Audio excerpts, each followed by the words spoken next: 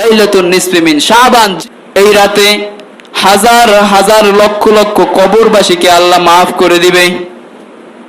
এজন্য এই রাতটাকে নিয়ে বেশি বাড়াবাড়িও করা যাবে না, একেবারে সারাসারিও করা যাবে না। কয়েকজন ব্যক্তির দোয়া আল্লাহ রাব্বুল আলামিন কবুল করবে না। আল্লাহ কিন্তু সবাইকে মাফ করে দিবে বলছে, ঘোষণা দিয়েছে, কিন্তু আবার শর্ত লাগাই দিছে।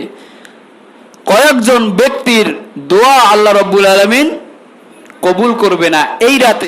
তার ভিতরে সর্বপ্রথম যার দোয়া আল্লাহ কবুল করবে না, যে শিরিক করে, যে আল্লাহর সাথে শরিক করে অন্যকে।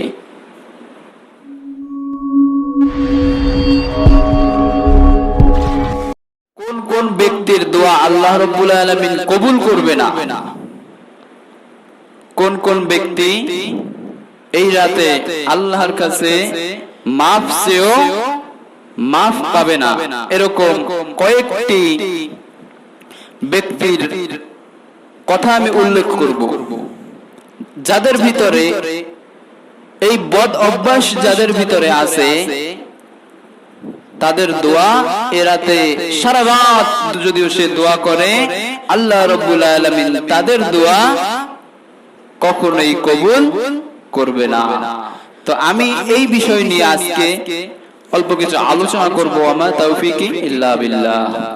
তা আলোচনার আগে আমরা সকলেই একবার আমাদের প্রিয় নবী হযরত মুহাম্মদ মুস্তাফা সাল্লাল্লাহু আলাইহি ওয়াসাল্লামের শানে একবার আমরা দুরূদ শরীফ পাঠ করব, এরপরে আমরা আলোচনা শুরু করব। আমরা সকলেই আমার সঙ্গে সঙ্গে পড়ি, আমরা দুরূদ শরীফ পাঠ করি।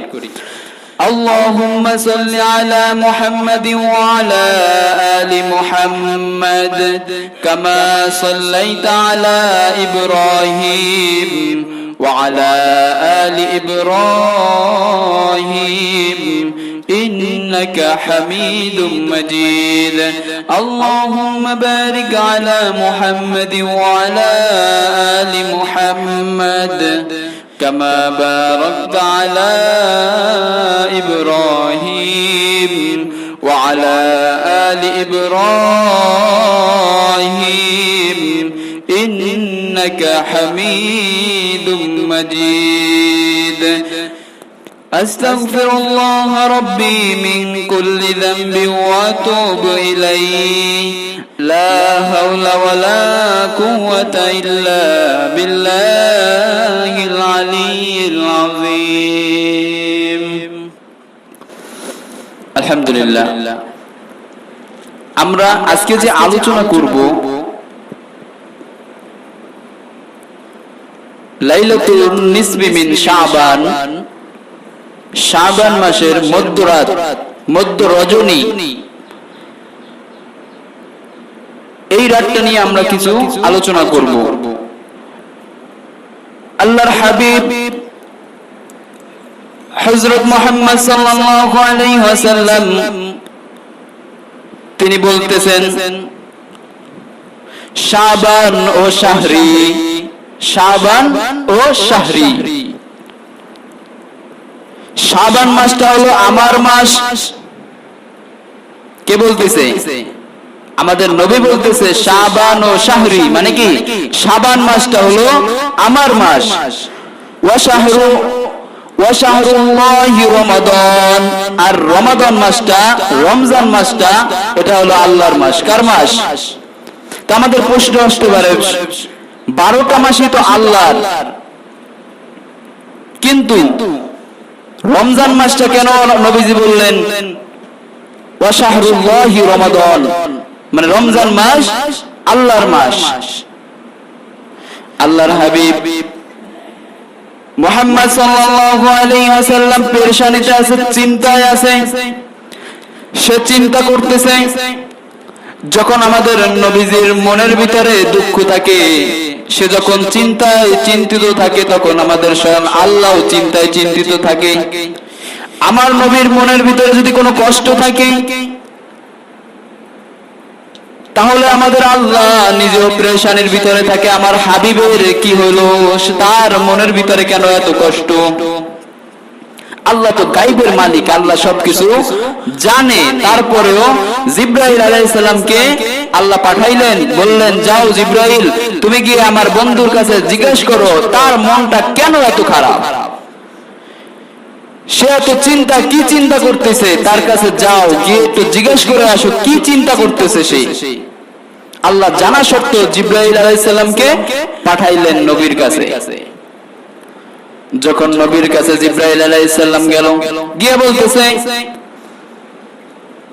আল্লাহর হাবিব, আপনি কেন এরকম মন গোমরা করে আছেন, চিন্তা করতেছেন, আপনার মনটা কেন খারাপ, আপনার মনটা কেন খারাপ?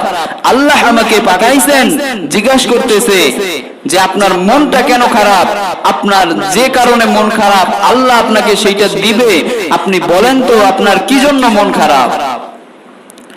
তখন আল্লাহর হাবিব তিনি জিবরাইল আলাইহিস সালামের কাছে বলতেছে আগের জামানার যারা নবী চলে গেছে, যারা আগে আসছিল, তাদের তো এক একজন নবীর যারা উম্মত ছিল তারা হাজার হাজার বছর দুনিয়াতে বেঁচে ছিল। কেউ কেউ 10,000 বছর, কেউ কেউ 1,000 বছর, কেউ 2,000 বছর, এরকম। তারা তো তাদের হায়াতটা অনেক লম্বা হায়াত নিয়ে আসছিল, তাদের হায়াতটা অনেক বেশি ছিল। আর তারা সেই হায়াত পেয়ে তারা বেশি বেশি আমল করছে, বেশি বেশি আমল করার কারণে তাদের তো আমল নামায় বেশি সওয়াব।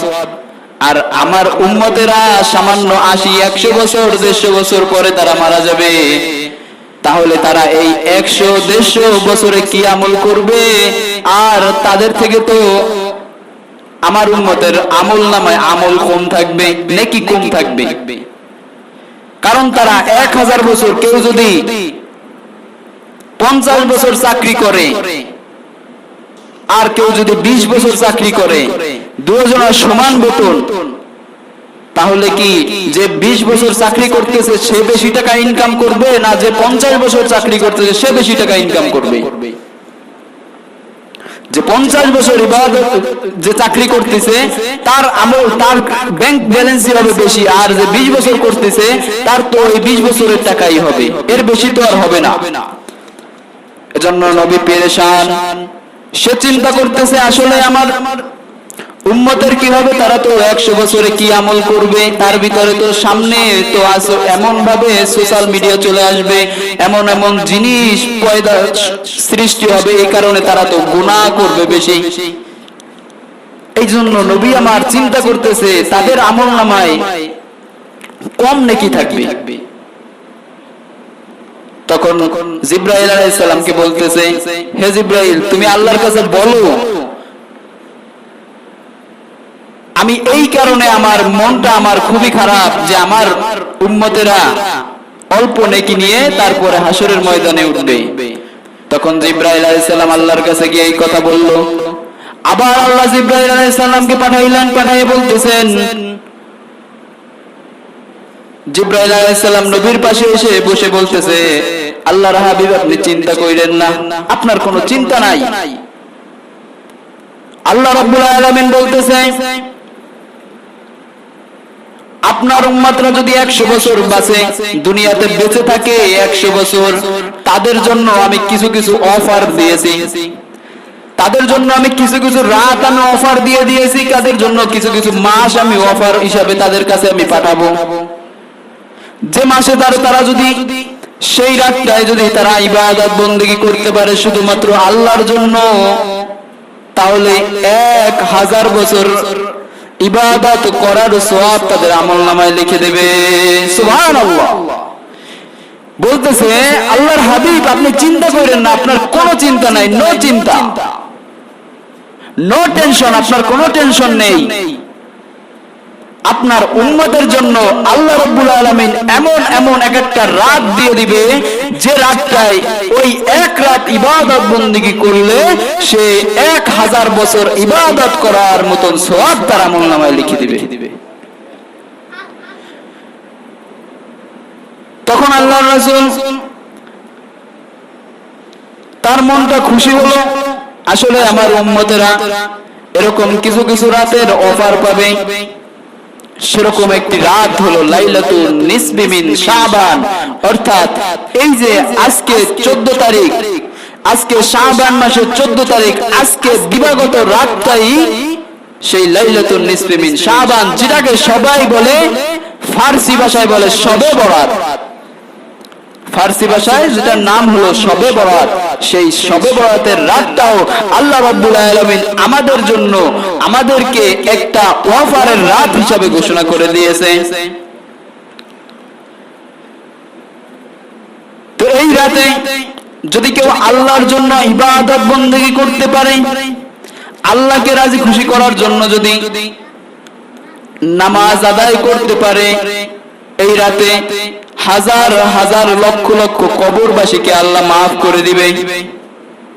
হাজার হাজার যত কবরবাসী আছে সবাইকে আল্লাহ রাব্বুল আলামিন এই রাতে মাফ করে দিবে, মাফ ঘোষণা করে দিয়েছে। এজন্য এই রাতটাকে নিয়ে বেশি বাড়াবাড়িও করা যাবে না, একেবারে সারাসারিও করা যাবে না। এই রাতে অনেকে আছে যে এই রাতটায় বিশাল আয়োজন করে। দেখা যায় ঢাকা শহরে অনেক সময় দেখা যায় বিশাল 4টা-5টা গরু দিয়ে বিরিয়ানি করে, চিকেন বিরিয়ানি করে সারা এলাকার সবাইকে খাওয়ায়, মনে করতেছে এই রাতটাই মনে হয় শেষ, এই রাতটাই ভাগ্য রজনী, এটাই আমার ভাগ্য, আমি গড়ে নিব।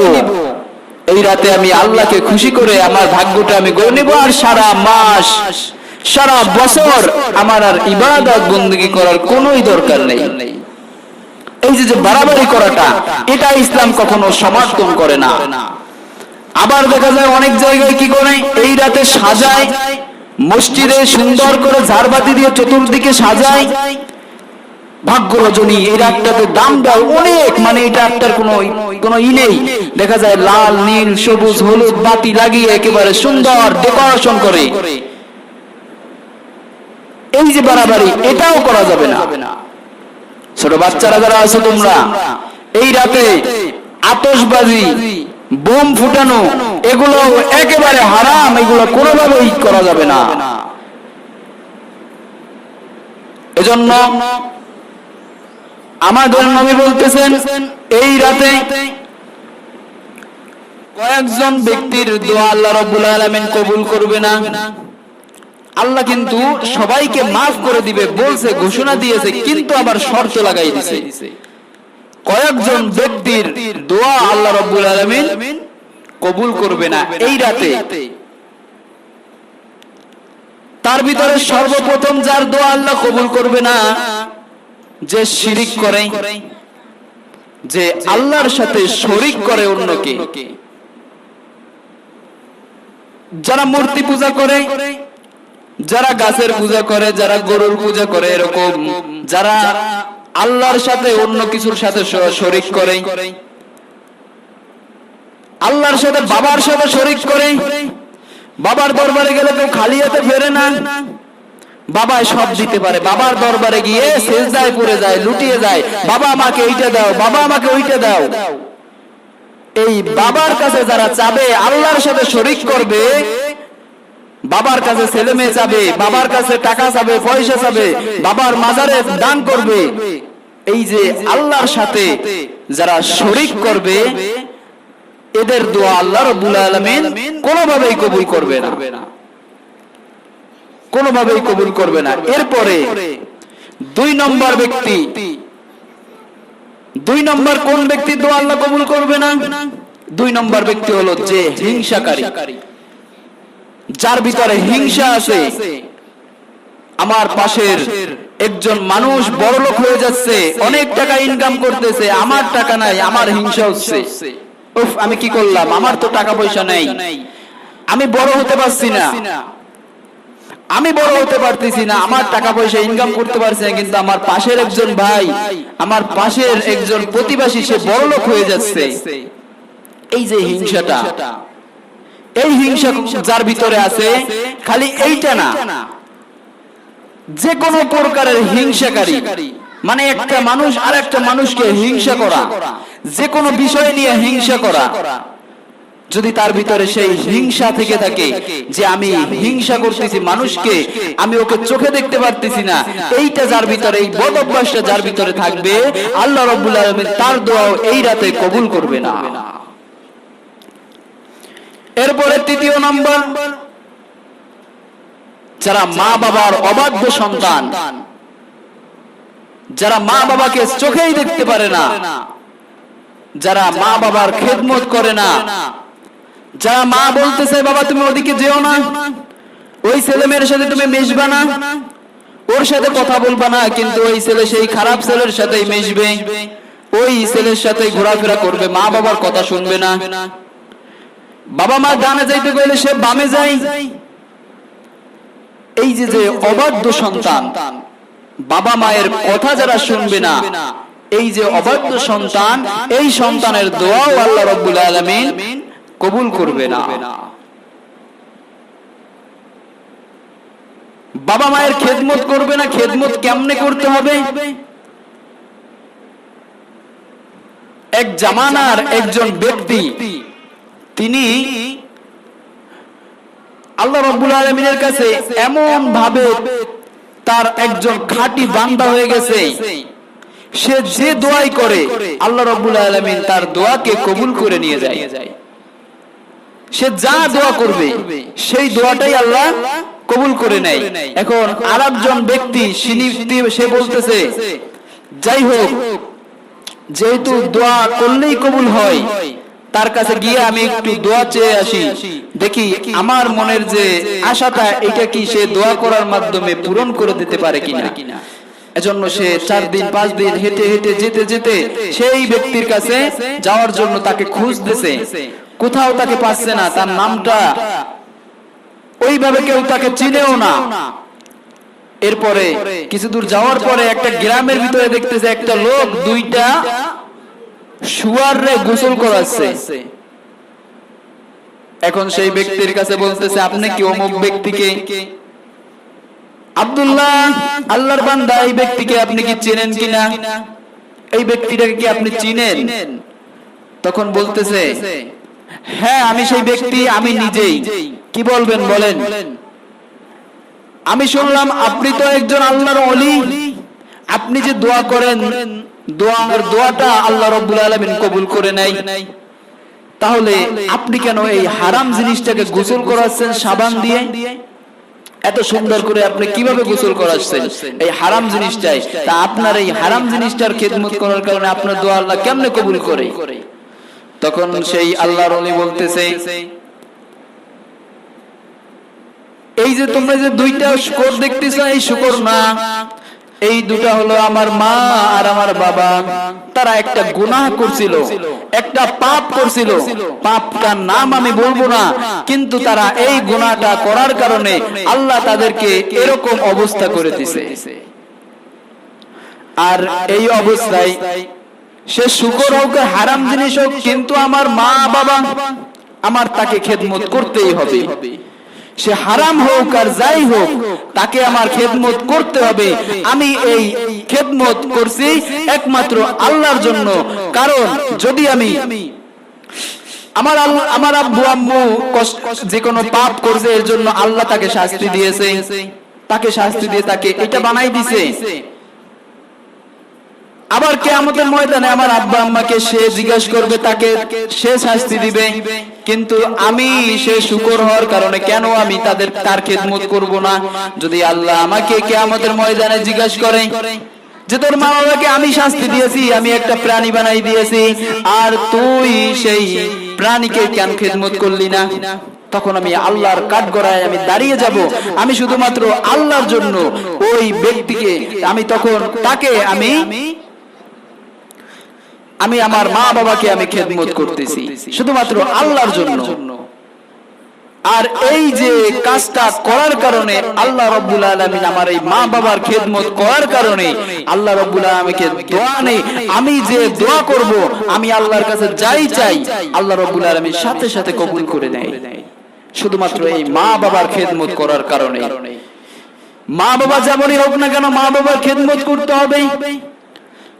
মা বাবার মনে কষ্ট দিয়ে যদি কেউ 50 বার হজ করে তার হজ কবুল হবে না।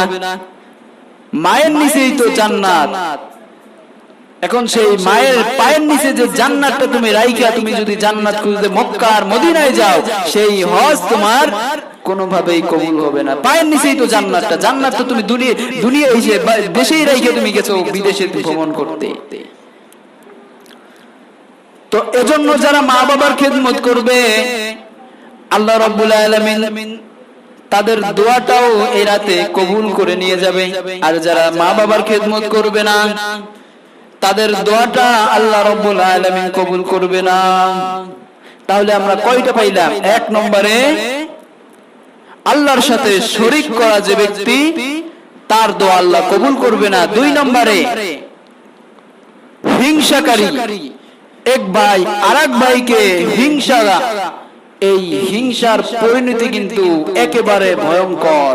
এর যে কি পরিণাম, সামান্য একটা ঘটনা বলি। একজন বুজুর্গ,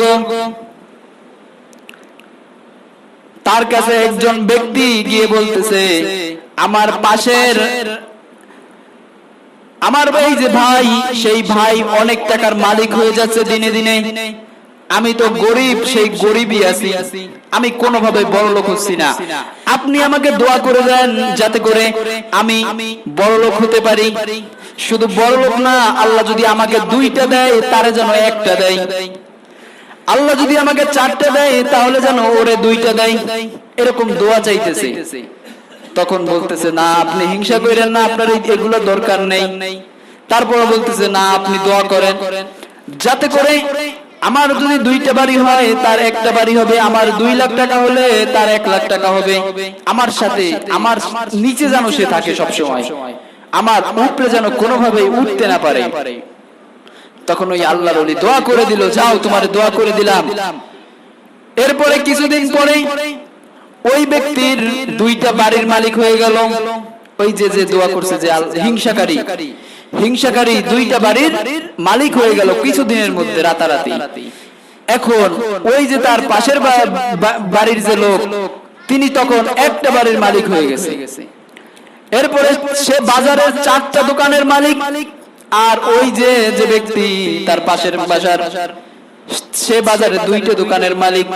এরকম যা পাইতেছে সে ডাবল পাইতেছে। এখন তো সে মনে মনে খুশি। হিংসাকারী যে হিংসা করতেছে সে মনে মনে প্রচুর খুশি। এই বাচ্চারা তোমরা কথা বলো কেন? স্টপ। এরপরে যখন ওই হিংসাকারী যখন 4টা দোকানের মালিক হয়ে গেল, সে মনে মনে চিন্তা করতেছে, উফ আমি তো এখন ধনী হয়ে গেছি, আর আমার পাশের বাড়ির এই লোকটা এখন আমার নিচে আছে। এরকম হিংসা করার পরে কিছুদিন পরে ওই পাশের বাড়ির যে লোকটা ছিল, হঠাৎ করে তার একটা চোখ নষ্ট হয়ে গেছে। এখন যেই না তো তার একটা চোখ নষ্ট হয়ে গেছে, সাথে সাথে ওই হিংসাকারী 2টা চোখই নষ্ট হয়ে গেছে। এরপরে যখন কিছুদিন যাওয়ার পরে ওই আল্লাহর ওলির কাছে গেল, আল্লাহর ওলির কাছে গিয়ে বলতেছে, আমি এইটা চাই না, আমাকে আবার আগের মতো ফিরিয়ে দেন। বলতেছে, না একবার যেহেতু আল্লাহ কবুল করে নিয়েছে, আমি দ্বিতীয়বার এই বিষয়ে আর আল্লাহর সাথে কথা বলতে পারবো না। এই হিংসার পরিণতি আপনার সামনে কি আছে আপনি খালি দেখেন, বুঝানোর জন্য বলতেছি। এরপরে যখন কিছুদিন যাইতে যাইতে ওই পাশের যে লোকটা, তার হাত একটা ভেঙে গেছে আর তার 2টা হাতই ভেঙে গেছে। এরকম করতে করতে পাশের যে বাড়ির যে মালিক ছিল, তার 2টা দোকানে আগুন লাগছে বাজারের ভিতরে। তার কিছুদিন যাইতে যাইতে তার 4টা দোকানে আগুন লেগে গেছে। আগুন লেগে সব পুরো ছারখার। এজন্য হিংসাকারীর আল্লাহ রাব্বুল আলামিন যতই সে অনেক কিছু পাইতেছে, কিন্তু দেখবে শেষ সময় এমন ভাবে আল্লাহ তাকে নামাই দিবে, এটা কখনো সে কল্পনাও করতে পারবে না। এজন্য মানুষের উপরে হিংসা করা যাবে না।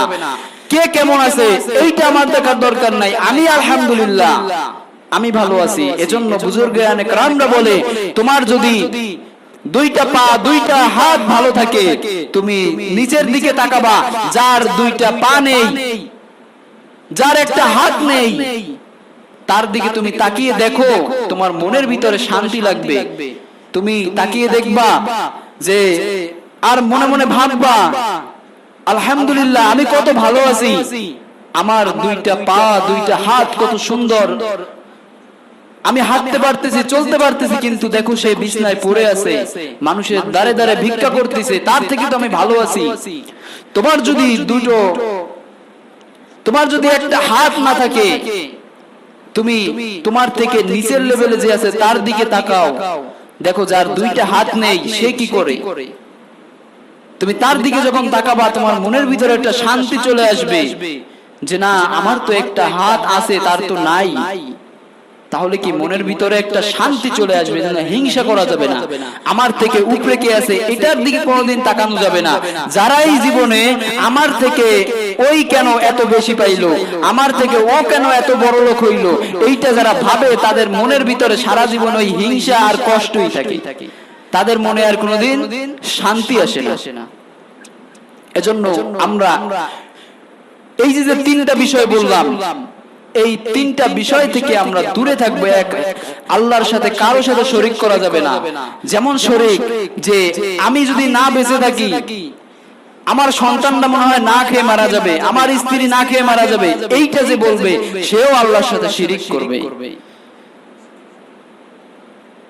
যদি ভাবে যে না, আমার চাকরি, আমি এক বছর চাকরি না করলে আমার সন্তানরা, আমি নিজেই না খেয়ে মারা যাব, আমার ঘরে কোনো খাবার আসবে না, এইটা যদি কেউ চিন্তা করে, আমি চাকরি না করলে তার মানে কি সে চাকরি তার খাওয়ায়, এই যে ইয়াকিন তার ভিতরে আনলো, এটার কারণে আল্লাহর সাথে শিরিক করা।